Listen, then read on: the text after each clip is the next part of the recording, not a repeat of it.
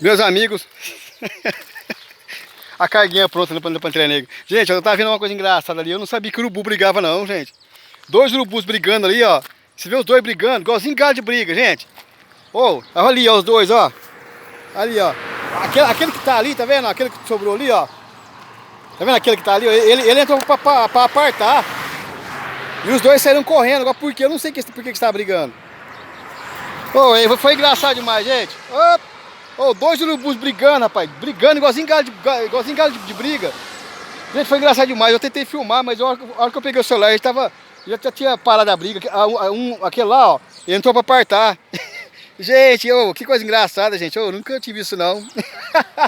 Dois urubus brigando, rapaz. Por que eu não sei. Deve ser por causa de alguma coisa ali, sei lá, né? Mas enfim, gente. Dá uma olhada na carguinha da Pantera Negra. Carguinha top, como sempre, né? A primeira carguinha do ano, viu? Ó. A primeira carguinha do ano na Pantera Negra. Dá uma olhada. Ó. Pantera Negra tá aí, ó, com a primeira carguinha nova do ano. Vendo? A primeira carga do ano na Pantera Negra, gente. Gente, é isso aí. Agora eu vou dar um cheguinho até ali, rapidinho, antes que chove. E pegar o rumo de casa, né? Primeira coleta de reciclagem do ano, né? Primeira carga na Pantera Negra. E é isso aí. E que venha várias dessas, né? Vamos ver que esse ano 2022 a gente, né? A gente prospera bastante. Não só como eu, como o mundo inteiro, né?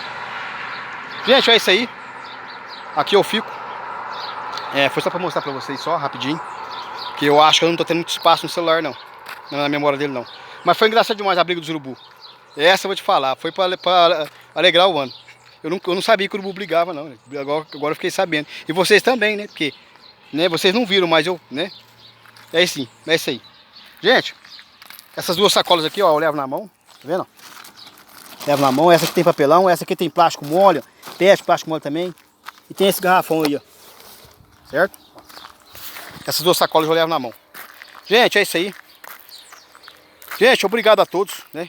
Tenham me curtido aí, me prestigiado com os seus comentários, com as suas curtidas aí. Viu? Obrigado. Espero que vocês estejam gostando do meu conteúdo e que continuem gostando. Viu? Comente, compartilhe aí, né? Se quiser fazer alguma pergunta, pode fazer. Certo? A gente tá aí para responder. Se eu não souber responder, eu vou procurar saber. Certo? Meus amigos, um abração a todos. E mais uma vez, um feliz ano novo a todos nós aí, né? Que nós temos um 2022 maravilhoso, né? Com tudo de bom. Beleza?